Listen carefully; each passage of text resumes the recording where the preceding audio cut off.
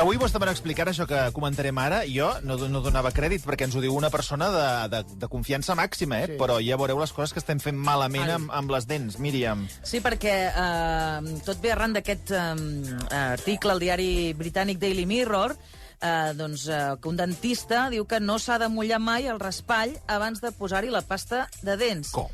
O sigui, que no s'ha de mullar mai el raspall abans de posar... Però això és el primer que faig. Això, ell diu que això no s'ha de fer, que posem massa aigua, que ho fem d'un ordre incorrecte i que el fil dental no és tan bo com sembla. Això són algunes de les coses que diu en aquest article. El tema de mullar el raspall abans de posar-hi la pasta diu que l'únic que aconsegueix és diluir-la i crear més espuma, cosa que ens fa escopir-la abans del que toca. L'ordre amb el que fas les coses també és incorrecte. Opina que les dents s'han de començar a raspallar per darrere i no per davant, perquè diu que la part del darrere sol ser la més difícil de netejar i, per tant, si ho deixem pel final, és probable que no hi posem l'atenció que caldria.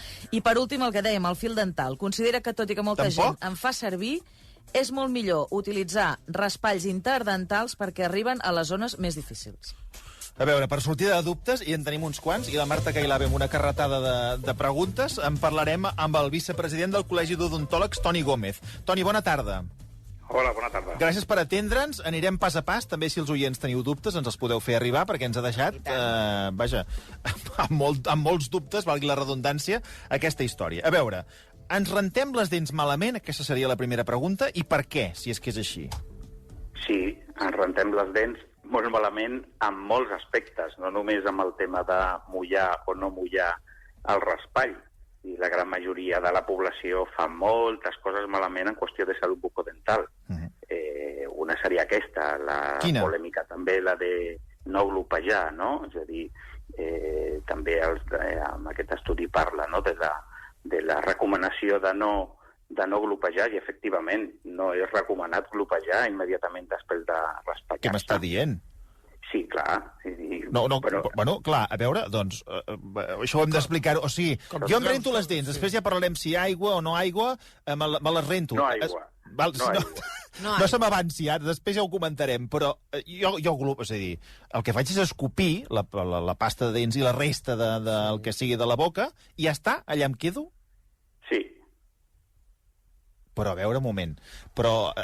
No és tòxic tenir pasta de dents a la boca i llavors menjar? Bueno, tòxic, però no sé si queda un... O sigui, vostès ho diuen perquè ha de quedar com una mena de... No sé, com una mena de protector a la boca, o per què no podem glopejar aigua? Bueno, és que la recomanació de no glopejar immediatament després de raspallar-se és precisament amb l'objectiu de permetre que el fluor, entre d'altres components que tenen les pastes de dents, estiguin en contacte amb les dents i amb les genives.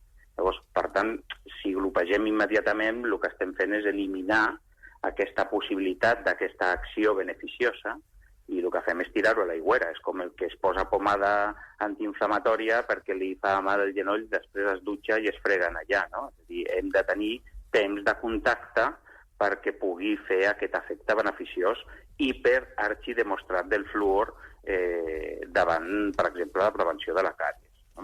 És a dir, no és que ho opini vostè, això, és que hi ha unanimitat entre... Si toquéssim un altre dentista ens diria el mateix, que no s'ha de glopejar. El consens actual científic, de societats que es dediquen, per exemple, a la prevenció, així ens ho diu. I té la seva lògica, aquesta explicació que els hi donava, però hem de partir d'una premissa.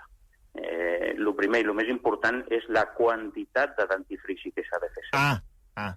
Hem de pensar que en menors de 3 anys s'ha de fer servir un gra d'arròs, repeteixo, en menors de 3 anys. I a partir dels 3 anys s'ha de fer servir la mida d'un pèsol, com a molt un cigró o un adult. Llavors estem parlant de fer servir quantitats de dentifrici, de pasta de dents, que no han de ser generoses, com estem acostumats, i fer servir aquestes quantitats mínimes. Però què passa si es posa la més quantitat, que és el que fa normalment la gent, que no es posa un pèsol? Quin problema hi ha? Primer el que farem és que tindrem efectivament un excés de pasta de dents a la boca, un excés d'escuma a la boca, i la necessitat fins i tot de que el raspallat sigui més ràpid i més lleuger de lo que ja es fa habitualment, és a dir, per la incomoditat que significa tenir la boca plena en quantitats industrials de pasta de dents, que no toca. És a dir, la quantitat ha de ser mínima, no per posar més pasta de dents o fer servir més pasta de dents obtindrem millors resultats. És una autèntica estupidesa, és a dir, és malbaratar la pasta de dents i, com deia, tenir una incomoditat a l'hora de fer-ho, quan hauria de ser còmode de fer perquè hem d'estar, recordem, entre 2 i 3 minuts. Llavors, si hem d'estar entre 2 i 3 minuts i netejar totes les superfícies de les dents i fins i tot la llengua, doncs el més habitual és que no hauríem de tenir una incomoditat, ens al contrari, que estiguessin còmodes i fer servir la quantitat que toca. Doncs jo ho dec estar fent malament perquè jo poso de pasta de dents tota la llargada del raspallet. Claro. Tota la pasta que m'hi cap al raspallet, pasta que poso. Quan veus un anunci de pasta de dents... Tens raó. Fan això, posen tot el xurro de la pasta. Els interessa, els que els interessa, clar. Per tant, la seva teoria, el que ens està explicant és que si en poséssim menys, aquesta sensació que tenim a la boca, que ens fa glopejar aigua, no l'hauríem de tenir.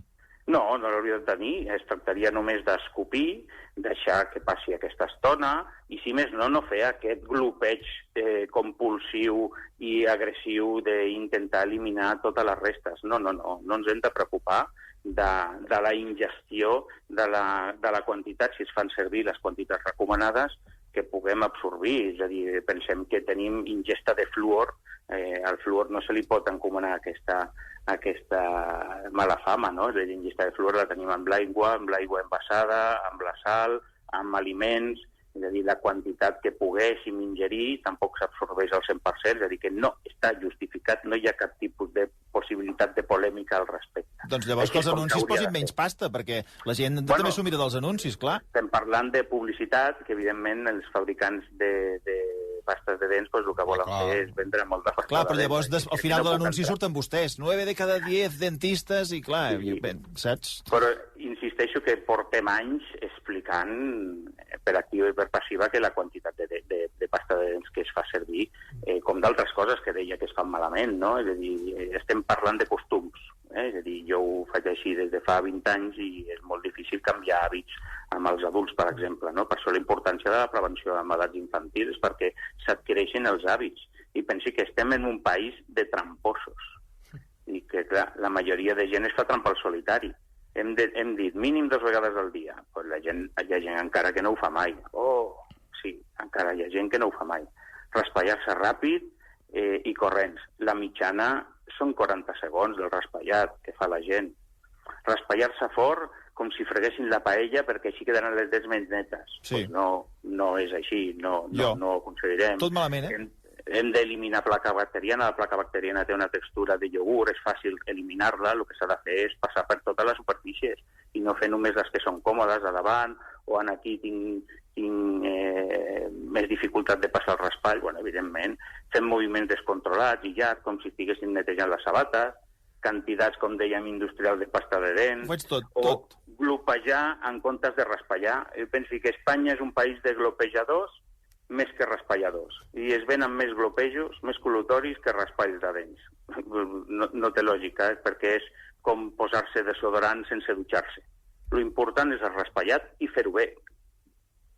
Però, escolti, perdoni una pregunta. No seria millor després del raspallat fer servir el col·lutori, com te diuen els dentistes, t'ho diuen, Primer raspalles les dents i després un col·lutori. Un minut, glopejar un minut, treure el glopejat i després 10 minuts. Respecte al col·lutori també molta contundència respecte. És a dir, el col·lutori només pot ser perquè hagi estat prescrit per l'odontòleg. I l'autoconsum del col·lutori no és correcte, perquè hi ha col·lutoris que porten quantitats d'alcohol que són molt agressives i que pot significar un factor de risc de càncer oral per l'ús crònic i continu d'aquest tipus de col·lutori. Perdoni? Càncer oral per el col·lutori? Bueno, clar, la gent que glopeja 3 vegades al dia, li podria dir, amb un col·lutori que porta un excipient alcohòlic, pues significa 3 vegades al dia multiplicada per setmanes, mesos, anys, que pugui durar aquest hàbit, que és incorrecte, d'agressió constant a la mucosa oral. Llavors, això és un factor causal de càncer oral. És a dir, no es pot autoconsumir el col·lutori. El col·lutori, insisteixo, ha d'estar prescrit per l'odontòleg i, en tot cas, quan l'odontòleg el recomana, li explicarà quin, quan i com ho ha de fer i durant quin temps ho ha de fer. Cert que hi ha col·lutoris de manteniment i així el seu dentista li podrà explicar de dir que aquest el pot fer servir com a uso diari. Llavors, si fem servir aquest col·lutori prescrit per l'odontòleg, recomanat per l'odontòleg, és evident que després de raspallar-nos farem un glopeig amb aquest col·lutori, perquè buscarem l'efecte d'aquest col·lutori. Però una vegada fem aquest glopeig del col·lutori, el que no farem és glopejar amb aigua. Exactament igual. És a dir, escopirem tot l'accés d'aquest col·lutori i ja està, se'ns acabó. Hem plantejat una pregunta als oients sobre l'ordre en què ens hauríem no de rentar les dents, sinó de començar aquest procés. Aigua més pasta més aigua, aigua més pasta, pasta més aigua, o no mullar el raspall. Vostè què diria? No, mullar el raspall. El raspall ja ha d'estar sec. Estic fent una entrevista i estic fent-ho tot malament. Tot el que ha dit, tot ho faig jo malament. Tot. Perquè són costums, estem acostumats a fer les coses. O m'ho han explicat malament, no sé, ho he entès jo malament, no ho sé. O sigui, digui, disculpi que l'he tallat. Què em deia? No s'ha de mullar. No s'ha de mullar. Vull dir, el fet que el raspall estigui sec ens ajudarà, un cop hem posat la petita quantitat de pasta de dents, ens ajudarà a arrossegar millor la brutícia. Els filaments del raspall funcionaran millor si no estan prèviament mullats. Efectivament, com qualsevol pot entendre, en el moment que entra en contacte amb la boca i amb la saliva, ja se humidifica. És a dir, no l'haurem de humidificar perquè estigui més tou amb aigua prèviament. No s'ha de mullar. I a més, generarem menys quantitat d'escuma si no aportem aquesta humitat extra de la mullada repassada per sota de l'aixeta que fem instintivament, crec, i automàticament com fem de sempre. Aquests hàbits s'han de canviar. És que jo el mullo com per higiene. Quan el trec del calaix, el mullo. No ho sé. Però podrà entendre que això no li aporta, és a dir, aquesta xorrejada d'aigua no li aporta cap tipus de desinfecció. El que hem de fer, i és molt important, és guardar-ho net. Com el guardem? Com es guarda el raspallet? Amb un protector o no? No és tan important com comencem, perquè hem de donar per fet que aquell raspall està el més net possible. El que hem de fer és pensar com el deixem una vegada l'hem fet servir. I dir, aquest raspall s'ha de netejar, se li hem de treure l'accés de dentifrici que queda, s'ha de rentar per sota de l'aixeta com fem tots, se li pot aplicar alguna solució de col·lutori desinfectant, però s'hauria de deixar sense tapar perquè s'assequi de manera espontània, o fins i tot el podem assecar una miqueta amb paper, però l'hauríem de deixar destapat. Això ho faig jo, això sí que ho faig jo.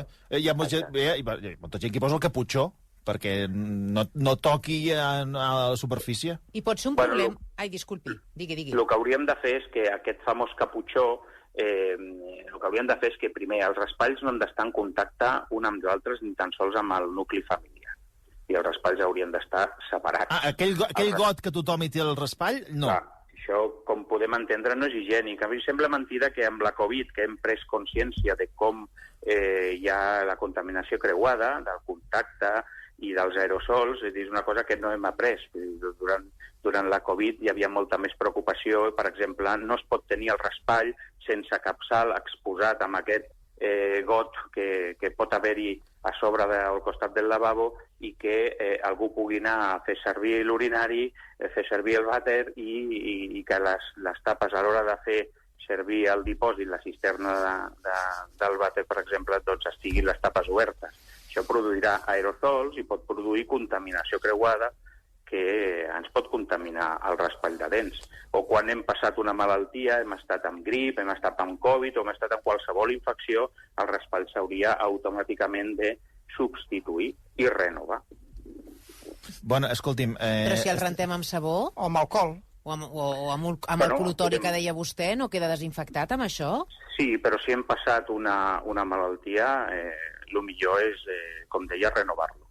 Perquè per molt que intentem fer una desinfecció no aconseguirem esterilitzar, és a dir, que no hi hagi cap tipus de possibilitat de que no estigui contaminat per una bactèria o un virus que prèviament l'hagi contaminat. És a dir, el raspall de dents s'ha de tenir, com deia, guardadet, no exposat, sense el caputxó, que no estigui humit, que no agafi fongs tampoc, i el que hem de fer és renovar-lo cada 3 mesos i fer-lo servir adequadament. Ens estan arribant moltes preguntes, Ara donarem sortida, perquè clar, la gent està en xoc en algunes de les coses que està explicant, que vostè diu que ja se sabien de saber, però ja veig que no s'ho saben. Anava a dos qüestions que queden penjades. El fil dental.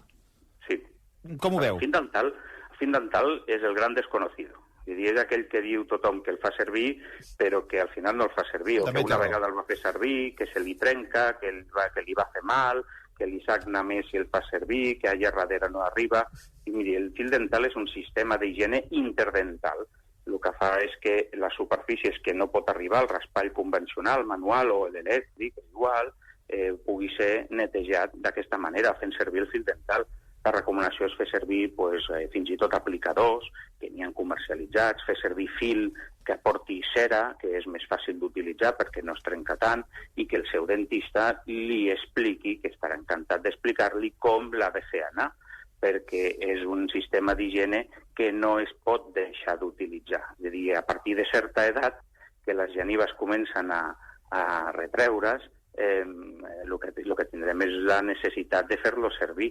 I el raspall interproximal també té la seva utilitat, però no és ni millor ni pitjor. És a dir, cada sistema s'ha d'aplicar quan toca. Elèctric o convencional, el raspall?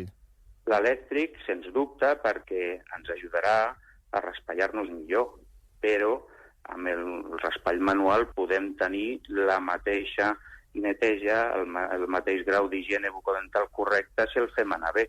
El problema és que l'avantatge del raspall elèctric, com deies, que ens ho facilita, perquè els moviments ja no l'has de fer tu amb el canell, sinó que el propi raspall ho porta. Però, ojo, al dato, que hi ha molta gent usuària tequi, que es compra el raspall elèctric último modelo i es pensa que actuarà per Bluetooth i li netejarà les dents ell solet mentre es dorm. És a dir, el raspall elèctric també s'ha de fer acompanyar totes les superfícies de les dents i netejar-les totes, no ho farà ell sol. Doctor, per la gent que té un raspall de dents dels de tota la vida, quina duresa han de tenir les cerres? Perquè hi ha dureses, poden ser suaus, mitjanes o dures? Miri, sempre mitjanes. Mitjanes. Sempre, com a norma mitjana. No, és que jo tinc les genives molt sensibles. Estem parlant de que no hem d'aplicar força excessiva amb el raspallat. Sigui amb un raspall tou mitjà o dur, que no hauria de fer-se servir el dur directament, no podem aplicar força, perquè el que hem de netejar és placa bacteriana, que té una textura tova. Quan hi ha tosca acumulada, el sarro, això, el raspall ni elèctric ni manual el podrà treure. Ja s'ha de fer una higiene. Llavors, el raspall ha de ser, com a norma, de duresa mitjana, de capçal mitjà, ni petit ni gran, i, insisteixo, canviar-lo, sigui elèctric o manual, cada 3 mesos. I un altre tema important, els moviments. El raspall, hi ha gent que fa com moviments cap endins, és a dir, des de l'exterior cap al fons, així en horitzontal. Gent que fa moviments circulars i gent que fa moviments verticals, des de dalt d'una geniva fins a la geniva de baix. Com s'han de fer els moviments amb el raspall? Bueno, és cert que hi ha unes quantes tècniques descrites, però podien resumir-se en 3.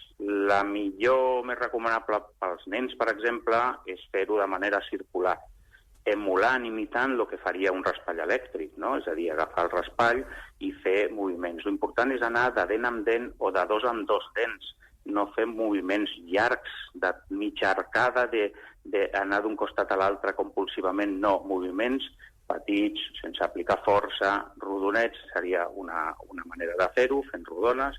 L'altre seria moviment de va i ve, com si féssim de serra, el clàssic que veuríem en una pel·lícula, no? Però amb moviment més calmat, com deia, de dent amb dent o de dos amb dos dents, i fer aquests moviments per eliminar la brutícia que s'hauria quedat acumulada, per exemple, entre la geniva i les dents. I l'altre seria el moviment d'escombrat, de dalt a baix, o sempre, millor dit, de geniva a dent. Sempre escombrant de geniva a dent i no al contrari, perquè llavors impactaríem la brutícia com si volguéssim imaginar per sota de la geniva i no és lo interessant. Sí, a veure, des de dalt cap a... O sigui, per exemple, estem netejant les dents de dalt, hauria d'anar des de la de geniva fins al final de la dent de dalt. Correcte, d'escombrat. Separes el raspall, tornes a col·locar-te la geniva i tornes a baixar. Correcte. Seria això. Jo vaig apuntant totes les coses que faig malament. I de moment, pràcticament el 100%. Aquesta seria la d'escombrat vertical. I anar avançant, sempre l'important, que en aquest estudi parlava de començar per la part de darrere perquè és més difícil, però l'important és tenir la mateixa rutina. És a dir, començar amb el mateix ordre, i això ens permetrà que un cop instaurat l'hàbit de fer-ho no ens deixarem cap superfície. És a dir, comencem per la dreta, doncs per la dreta, però tenim la part per on toca, diguéssim, a la galta, la part que les dents toquen al paladar o a la llengua a baix, i la part que masteguem. És a dir, aquestes 3 superfícies s'haurien de rentar i raspallar amb el raspall. A veure, hem d'anar per feina perquè, esclar, ens estaríem tota la tarda, però hi ha una pregunta insistent dels nostres oients. Pregunten si poden fer servir l'irrigador després de cada rentada de dents per arribar a tots els racons, si això és correcte. No, l'irrigador també és un sistema que té les seves indicacions, sobretot en pacients que són portadors de pròtesis sobre implants i que hi ha un petit esglaó o un gap on es pot quedar acumulat el menjar. Llavors, això sí que té sentit i això el dentista li recomana implementar aquest sistema extra de neteja, però de normal i amb un pacient que no és portador de pròtesis no té cap sentit. Raspall, mondo i lirondo i fer-ho bé, als 2 minuts i totes les recomanacions que hem donat. I rentar-se les dents 4 o 5 vegades al dia, com ens comenta algun oient, això és excessiu? No, de fet, la recomanació, si fem sempre les coses bé, poca pasta, no apretar, etc., hauríem de raspallar-nos cada vegada que ingerim aliments. Imagina't. El problema és que, clar, ni socialment a vegades es pot fer, no?, o laboralment, no? És a dir, no tinc... Bueno, llavors ja anem a mínims i diem i recomanem mínim 2 vegades al dia. Sobretot, la d'abans d'anar a dormir.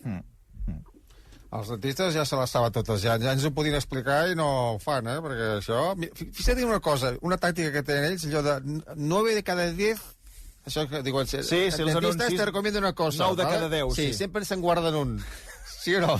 L'altre ja deixa que facis el que vulguis perquè tinguis càries i manté els altres 9. Això... Ja és una pista, sí o no? Vostè sap qui és el que sobra sempre, el que no compta?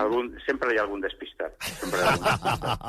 Escolti'm, senyor Gómez, moltíssimes gràcies per atendre'ns. Ja sé que vostè ho veu des d'un punt de vista... Vull dir, deu estar tan xocat vostè com estem xocats nosaltres. Nosaltres de coses que ha dit i vostè deu estar xocat de coses que ja hauríem de saber, però la realitat és que, en fi, encara ens en queden moltes respostes.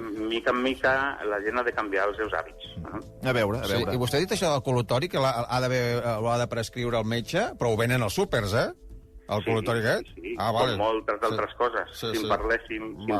Ja en parlem un altre dia. Senyor Gómez, moltíssimes gràcies. A vostès. Adéu-siau, bona tarda. Voleu fer post-entrevista? Home, perquè, a veure, jo soc l'únic que m'he retratat, que he anat dient que la majoria de coses no. Vosaltres fèieu cara de que sí. Jo glopejo aigua. Sí. El rentat no el faig amb la direcció que ha explicat. Col·lutori, malament. I a les dents els poso amb el got amb l'aigua, amb una pastilla... I solucionat. Jo poso en un mateix got el raspall del meu marit i el meu. Els posem, a veure, no estan tocant, un enfocant cap a un lloc i l'altre cap a l'altre. Al garatge les lligo amb una brida del tapacubos del cotxe, les dents de la dentadura i amb la Kärcher queden impecables. Jo glopejo salfumant i, escolta... Ah, sí? Ja va bé, ja. No va del dia, bé.